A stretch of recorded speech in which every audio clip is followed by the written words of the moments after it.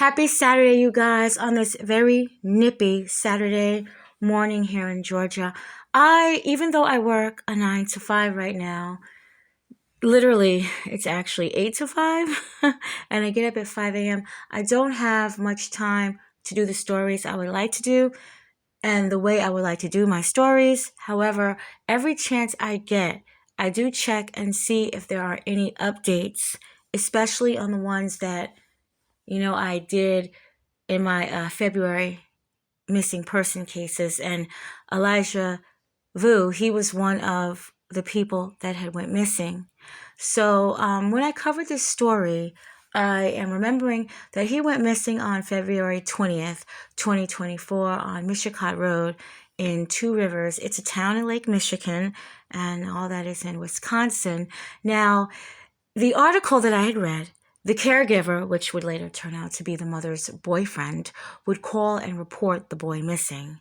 The mother of Elijah, her name is Katrina Bauer, she would send her 3-year-old to this man. And they actually had sightings, I'm going to say alleged sightings of this little 3-year-old boy, that may have been last seen with his blanket, walking down a street to the friend's house. Now, that's what the article said, and it was just really strange to me. And sometimes I like to wait, a day or two until the story kind of settles where, it is more of accuracy in the story, if you understand what I'm saying, instead of like when it first just comes out. It's sometimes just all wrong when it first comes out. So I don't know if the 3-year-old, Elijah was 3, I don't know if he walked down to this man's house or if he was driven by his mother. However, he was there, and his mother, Katrina, she knew that he was there because she sent him there to be disciplined by an ex-convict. He was actually, quote, teaching him to become a man, end quote. And becoming a man would include standing in the corner for 1 to 3 hours at a time and also taking cold showers. And he was there for days. His name is Jesse Vang. That was the caretaker slash boyfriend and the disciplinarian who would do this. And that's only because this is what the mother wanted. Now, everything in this video is alleged. I'll add that in again. Now, through investigation, Elijah's blanket was found almost 4 miles away from where he was last seen in Jesse's residence.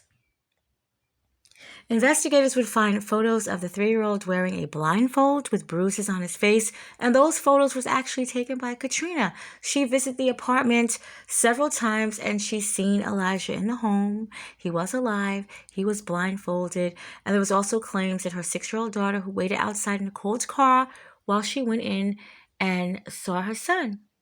And she took these pictures. These texts and photo messages were dated February 15th, so that was 5 days before Elijah had gone missing. Photos would show him standing in the corner with the diaper only on, that was full, with his hands in a praying position. And on February 18th, messages between Jesse and Katrina. They have the messages. Jesse would say, "I told you to trust me. I'm going to make sure he hates me and being here." She responded, "I don't want him to hate you, just fear you." Jesse responds, "Someone has to be the bad person." Katrina responds, "I know, either way he can fear you and respect you." Jesse responds, "He did fear me. He didn't respect me. Now I'm going to make him respect me." So what happened to Elijah? Is it the obvious? I mean, this Jesse Vang, he sounds like he's trying to be like the Godfather. Why would you want a 3-year-old to fear you? I don't understand any of this. I really don't. Both Jesse, who is 39, and Katrina, who is 31, are in jail facing child neglect charges and other charges.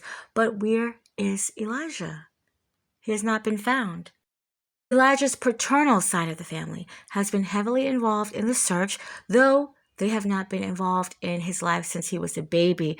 I'm thinking Elijah is still a baby, but I'm supposing they mean infants because I guess Elijah is a toddler. But he's still a baby to me. And he should not have been treated like that with a blindfold on. He shouldn't have been treated like that. Bruises on his face. No, that's not good at all. That's not good at all. Elijah's father is incarcerated, and it's not because of anything that we're talking about today. It has nothing to do with this case. And maybe if he was maybe out of jail, maybe the paternal side would have been more involved in his family. I tried to add a video on here, but it kept buffering and giving me issues. So I do have the link to the video where the paternal side, I believe it's the mother and perhaps the sister, that are talking about how they're wanting Elijah back. So he does have family that really want him to come back. And it's so hard when you talk about these stories because it never looks positive. It doesn't. And when it is positive and the child or the adult or whoever it is reappears, it's great. But the circumstances seem so grim, so grim. So I do hope Elijah is found so that this family can get some kind of closure and healing process could begin, because right now he's just out there. He's just out there. And again, I do hope he's alive, of course. But this story just, you have a ex-convict who, I believe he was a dealer, if I'm remembering in my other video. I believe he was a dealer. And you have a mother who, I believe she dabbled, I'm thinking, if I'm remembering correctly.